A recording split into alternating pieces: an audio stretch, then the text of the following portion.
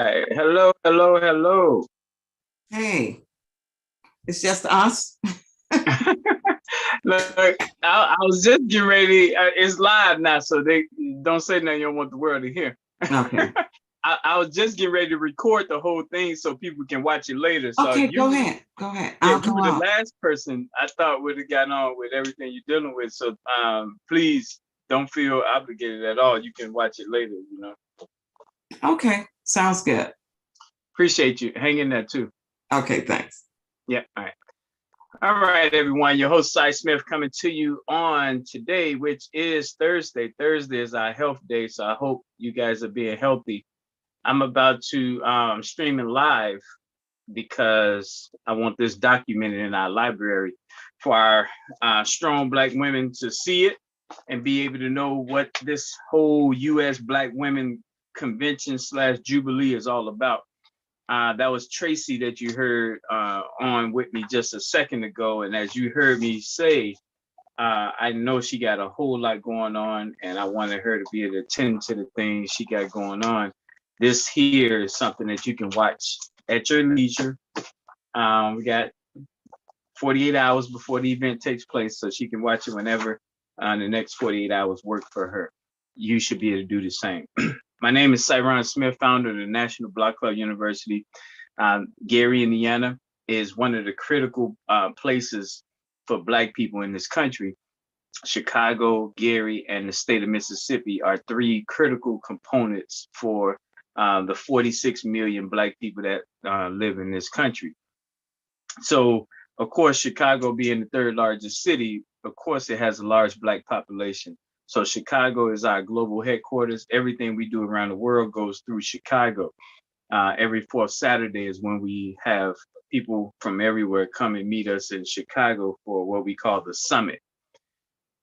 Gary, Indiana is one of the smallest cities in the country. It's only 57 square miles long, and the size of Miami and size of St. Louis.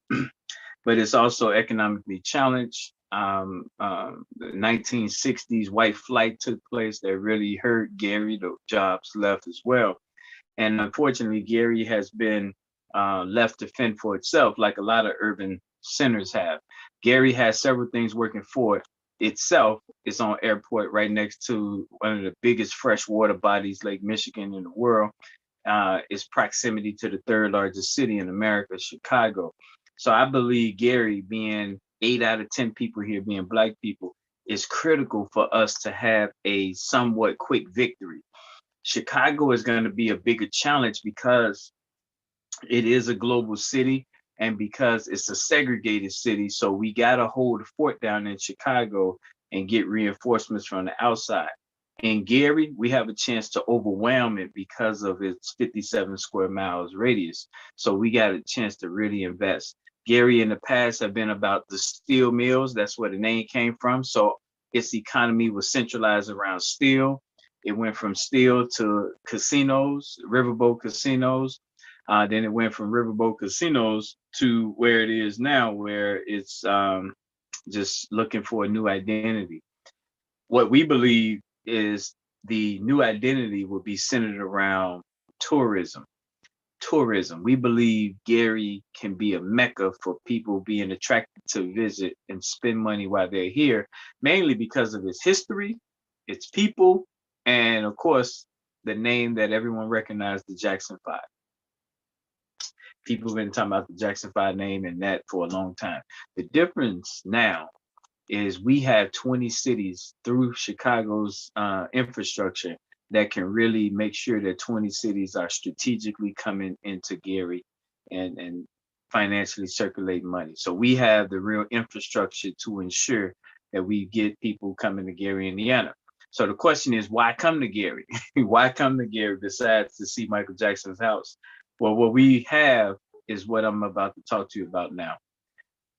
Weekly conventions, weekly conventions, weekly conventions. We have 52 weeks a year, 52 weeks a year. We taken almost every single weekend and we put conventions for every single weekend. This month alone, on the Saturday, the 7th, 14th, 21st, and 28th, we have the Women's Convention, which I'm talking about now. We have the Landlords Convention, the 14th, the Landscaping Convention on the 21st, and then on the 28th of this month, the Book Authors Convention. And then next month, we got the accountants, we got the men meeting, and the engineers. The point is this: we have a chance to activate 20 cities to have a reason to come to Gary, Indiana. Now, Gary housing market is not where it could be, but it has a lot of vacant structures here. We believe that by bringing this new economy to Gary, we can have people invest in the real estate in Gary as well. So by bringing all these people from 20 cities to Gary, we hope they will also become owners of real estate here. And we'll have our own version in a black city of Airbnb. That's the big picture, what I just explained to you. I want to talk about specifically now what Saturday looks like.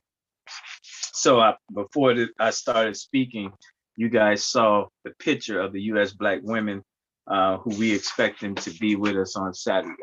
All right. There's the picture of some other Black women. Tracy was on already. All right.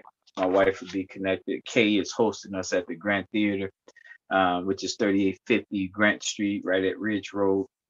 Beautiful lady who does a lot for the community. We hope this is going to financially help her become even stronger so she can help even more people.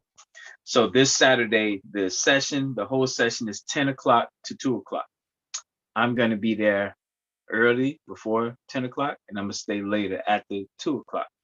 So the way it's set up right now, we're not expecting people coming in Friday night. So our Chicago Welcoming Committee does not have to go to the Greyhound station, to Midway, or to O'Hare. We don't have anyone scheduled to come into the city for this Gary convention. So we can relax our Chicago Welcoming Committee. In Gary, our host committee, we can relax as well. Because no one's coming, we're not gonna need the host committee of Gary. But any other conventions, we'll be activating our host committee, welcome committee, so that both Gary and Chicago can be working synchronized together to ultimately get people from wherever they're coming from into Grant Theater. So at 10 o'clock, we're going to open up with, well, let's go with who we expect to be there. I'm going to be there. My wife is going to be there, Jamaica. Kay is going to be there. She's opening up the place to let us in. Fredra, the governor for 46409, will be there. So that's who we know is going to be there. It is our hope and intention that our nail technician, superstar Crystal Stepney, will be there from Chicago coming in. It is our hope that Karen from North Lawndale of West Side Chicago can physically be there. Tracy possibly could be there. If she's there, icing on the cake. If she's not, she's going to be able to tune in and contribute. And then Denise King, governor of Chicago's West Englewood, we're expecting her to be on remotely. And of course, any and everyone who bought the $5 ticket, they'll be there. If they didn't, it's $50 at the door. Yep, I said $50 at the door. And the purpose of that is so we can highly discourage people coming, paying at the door. It's going to cost us to have security there to man the door and all that stuff. So what we want people to do is to go online at Eventbrite and order their ticket. That's going to be the easiest way. It's $5. We anticipate all the conventions is going to be $5 because we want you to have no reason not to participate. Now, if you're going to physically come and you didn't book your ticket, then that, we got to discourage that. And that's what the $50 is for, to discourage physical day of arrivals. Okay. So 10 o'clock, we're going to kick off. We open up all our sessions with introductions. So we're going to go through roll call. We go talk about why we're there. I'm going to lead that effort. My wife is going to speak as a Black woman. It is Mother's Day weekend. She's going to speak from her perspective on why we're doing this and what we hope to come out of it. I need everyone to know this. There are 7 different parts of America who's going to be paying attention to what we do. 7 different parts. We call them regions. So what we talk about on that live, it'll be live, is going to impact 20 different cities, 7 different regions. So we're going to first start the discussion out with Fredra, and it will be possibly Hydras. Hydras out of Georgia might be on too. That discussion is going to be about women of yesterday and women of today. Fredra is one of our elders. She's seen a lot. She's an Army veteran, so she's going to speak on what uh, women were like back in her heyday. And then, of course, Hydras, or possibly be my wife filling in, would talk about where women are right now. So we're going to have a compare and contrast back then to now when it comes to women. That's only going to go for 15 minutes. Then at 10:30 to 10:45, that discussion is going to be about women and business, and also women, with the challenges of being a stay-at-home mom, or a woman that goes out to work, and of course running your own business. We go look at and examine that, how money comes into the household from a woman's perspective. That's going to be 15 minutes, so that's going to get us to 10:45. Then from 10:45 to 11 o'clock, we're going to have our superstar Crystal, who is a businesswoman. She's going to be touching on and making sure that she speaks on motherhood and what it's like being a mother of multiple children, because it's different if you're a single mom, a single child parent, versus someone with multiple children, and especially if you're raising a Black boy in this day and age. So she go talk to us about motherhood, also sisterhood. We expect her to contribute also on the business side, since she runs a successful nail salon business now. And Tracy will be contributing on the business side, also innovation. So that's going to take us to 11 o'clock. So we're going to go from 10 to 11 with 3 different lively discussions.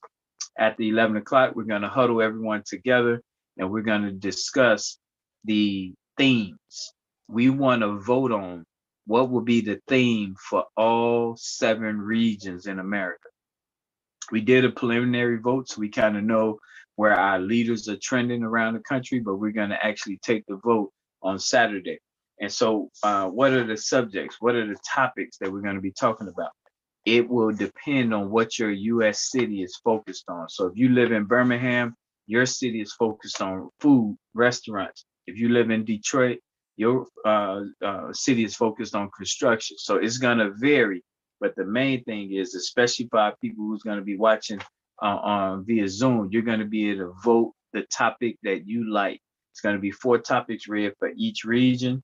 So between the 11 and 11:30 hour, it's going to be discussing these topics. And then from 11:30 to 11:45, we're going to vote on it. So we have it in writing, what's been affirmed, that we're going to make the theme for all of next year. So once we come out of that, it'll be 11:45. It's going to end at 12. Be 11:45. So what we're going to do between 11:45 and 12 is we're going to talk about the next steps. And what I'm going to lead that effort. The next steps is going to be why, if Gary, Chicago, and Atlanta vote on women being safer at night as the topic, I'm going to be discussing what that looks like every day from now until next year, women's conference. And what I mean by that, today is the but tomorrow is the first Friday. Every first Friday is veterinarian. So I'm gonna talk about how, after they vote on this, Gary, Chicago, and Atlanta, they're going to make sure that any women-owned veterinarians know what the direction is on how to be safer at night. If it's a woman on there from Detroit, and we know Detroit's conversation is about home repairs, how to not get swindled in home repairs. So when the veterinarians time come, which is tomorrow, we're going to be talking to the women veterinarians about how to make sure that they home repairs are not, they're not being swindled with home repairs. I'm going to break it down on how every day we're going to be reinforcing what you guys vote on Saturday between 11:45 and noon. At noon, we're going to conclude. We're going to ask people to visit these Black businesses while they're in Gary, Indiana. We might have a few of our people that's in entertainment perform, but the main thing is people will be free to go. They go back to Chicago, downtown Millennium Park if they want to, but they will conclude and then we'll be done. Down the line, we'll have things set up, but we're just not there yet. We've only sold 2 $5 tickets so far, so the money isn't there to really do it the way we want to, but we'll get there. the main thing is for you guys to know that despite the turnout, what we're doing is setting a direction for Black America. 20 different cities, all voted on through 7 regions. All right. My number is 312-405-8844. If you want to reach out to me, 312-405-8844. This is a big deal. This is a big deal because we talk about where we're headed as a people, bringing us together around these different professions is going to be a big, big piece of being able to link our retirees, adults, and young people together around sustainability because these professions are going to eventually transition. The retirees are going to transition. The adults are going to become retirees. The youth are going to become adults. So if we get this right, where we every weekend we're tackling a different profession, we're looping in retirees, adults, and youth. So when they transition, it keeps on going.